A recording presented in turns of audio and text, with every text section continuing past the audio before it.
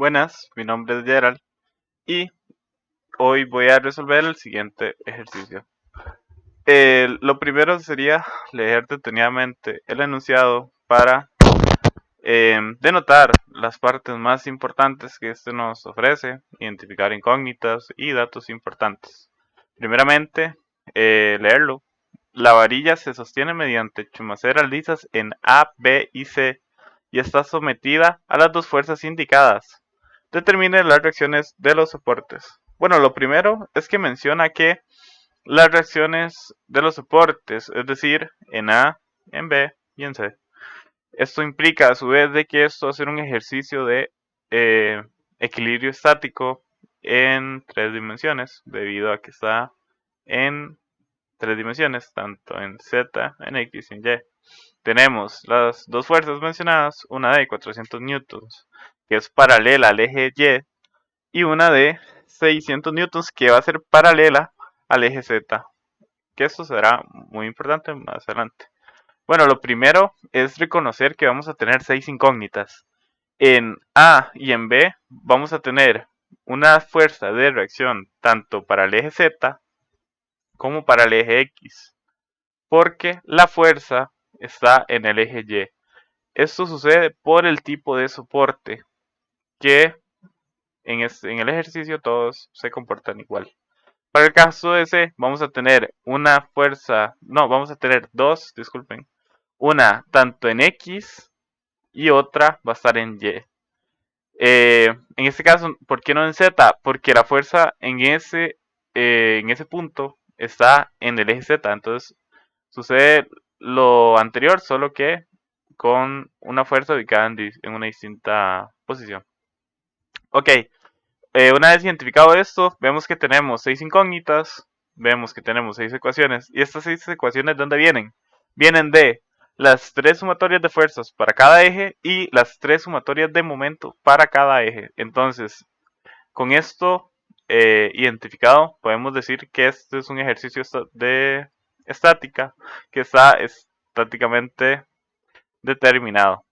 Ahora bien, podemos proceder con la realización del DCL. Primero que todo, denotar el nombre. Acá dice el varilla, yo lo denoté como barra metálica, pero va a ser el DCL para el mismo. Lo primordial es hacer ver en qué posición van a estar las fuerzas, cuáles fuerzas van a haber y las distancias.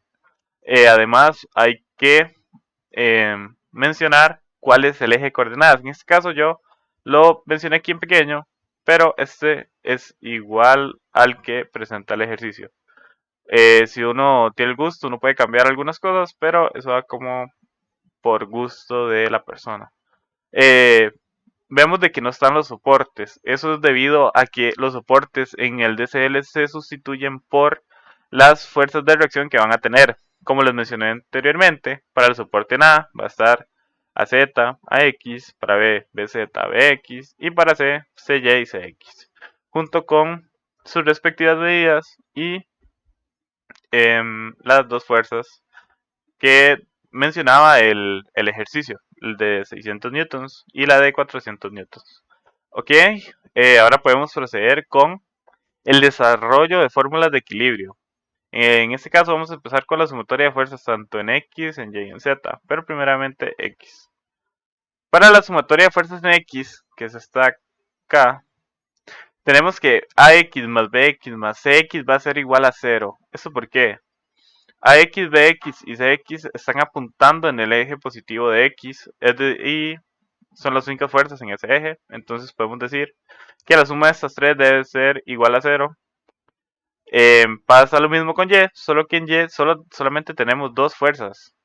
La de 400 newtons y la componente en Y de la reacción del soporte, que es 400 newtons más CY en este caso, porque ambas son positivas y es igual a 0. De acá podemos despejar de una vez CY, ya que sería nada más el negativo de 400 newtons, que es menos 400 newtons. Continuamos con la sumatoria de fuerzas en el eje Z. Para el eje Z tenemos tres fuerzas, la de 600, la de BZ y la de AZ. todas van positivas, es decir que la suma de todas va a ser igual a 0. Y bien, de acá lo que yo recomiendo es que se puede despejar de una vez una incógnita para dejarlo un poco desarrollado. Vamos a despejar a Z. Podría haber sido BZ tranquilamente, eso es cuestión de la persona. Entonces tenemos que Z va a ser menos 600 newtons menos BZ. Ok, continuamos con la sumatoria de momentos. Vamos a comenzar con la sumatoria de momentos en el eje X. ¿Por qué en X? Por orden, pero podría haber empezado por cualquier otro. Lo primero es denotar cuál va a ser el giro positivo, que en este caso yo lo definí como antihorario. Vamos a tener tres fuerzas que van a generar momento para X, que va a ser BZ, los 600 newtons, y CY. ¿Pero eso por qué? Dijimos que BZ, los 600 newtons y CY.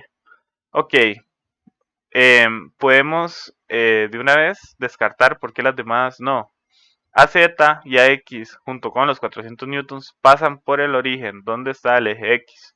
Entonces, ya con eso podemos decir que no van a generar momento. Para el caso de BX y CX es que son paralelas al eje. Entonces eso no va a generar momento. Y ya con eso podemos asignar los valores, no, los signos, disculpen, a las fuerzas que dijimos que van a generar momento. Para el caso de BZ, si se ve X, definimos que antihorario va a ser positivo. Si vemos el antihorario va a ser como de esta manera. No puedo rayar, pero ahí se sobreentiende. Si vemos BZ va a girar de esa manera, de la manera antihoraria. BZ va a ser positivo junto con los 600 newtons y también CY, ya que todas generan un tipo de giro antihorario. También se puede comprobar, se puede calcular por otras maneras, pero yo prefiero hacerlo de esta manera.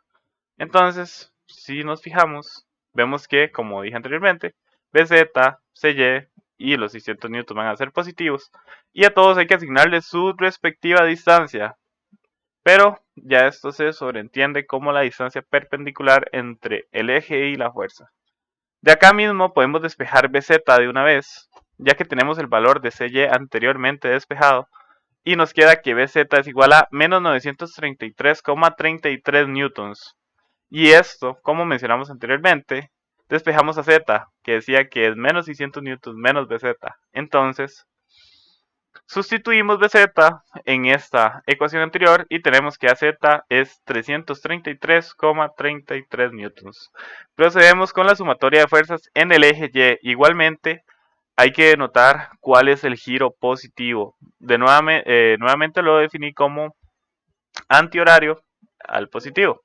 Entonces, vamos a analizar y de una vez vamos a denotar que la fuerza de 600 y la de CX va a generar momento. ¿Pero esto por qué? Vamos a ver. La de 600 y CX. Primero de todo, digamos, ¿por qué las demás no? La de 400 newtons no genera porque está sobre el eje, al igual que BZ, BX, AX y AZ. El caso de CY es que es paralela al eje, entonces no genera momento. Para el caso de los 600 newtons y CX, sí van a van a generar momento. Entonces, ¿cómo definimos antihorario? Antihorario sería como de esta forma. Y si vemos el radio y la fuerza, ambas fuerzas van a generar un momento contrario al antihorario, que es horario. Entonces sabemos que 600 y CX van a ser negativos con sus respectivas distancias, que son 0,6 metros para 600 y 0,4 metros para CX. Eso lo hemos reflejado en la sumatoria de momentos en Y. Podemos despejar aquí lo del CX, ya que es la única variable que está, entonces, incógnita que está. Y después de desarrollar un poco, llegamos a que CX es igual a menos 900 newtons. Ahora bien, nos falta únicamente la sumatoria de momentos en Z, que nuevamente, y recalco este punto, que hay que denotar para dónde es positivo.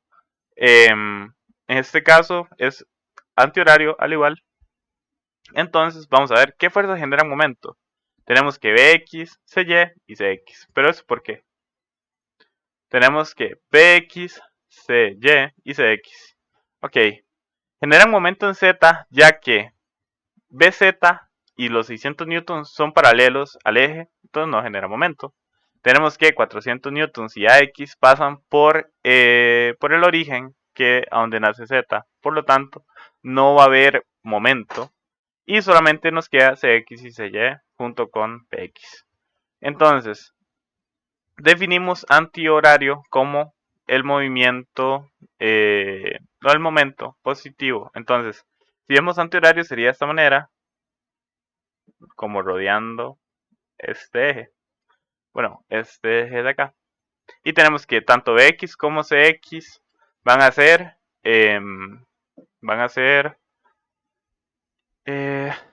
antihorarios. No, van a ser horarios, disculpen. Esto lo podemos confirmar acá, ya que Bx y Cx son negativos. Además, nos queda Cy, que va a ser positivo. ¿Esto debido a qué? Debido a que el movimiento que va a generar va a ser antihorario, lo que definimos como positivo. Que la distancia va a ser 0, bueno, para el caso de Cy va a ser 0,6 metros, para el caso de Cx va a ser 1,2 y para el caso de Bx va a ser 0,6. 0,6, 0,6 y 1,2, como mencioné anteriormente. Tenemos el valor de Cy y de Cx, entonces podemos despejar Bx directamente. Hacemos un poco de trabajo algebraico, que acá queda para que lo analicen. Y Bx nos da igual a 1400 newtons.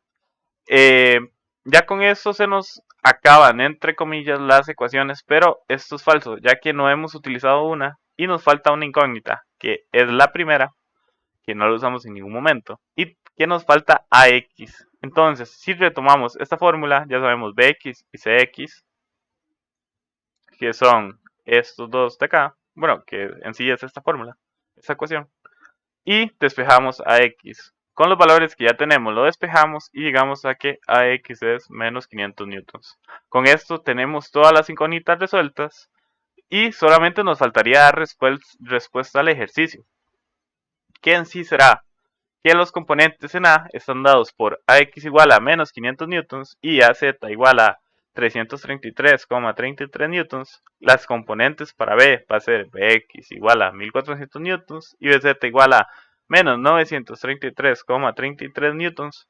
Y por último, en C vamos a tener que Cx va a ser menos 900 newtons y Cy menos 400 newtons. Espero que el ejercicio les sea de ayuda y muchas gracias por ver el video.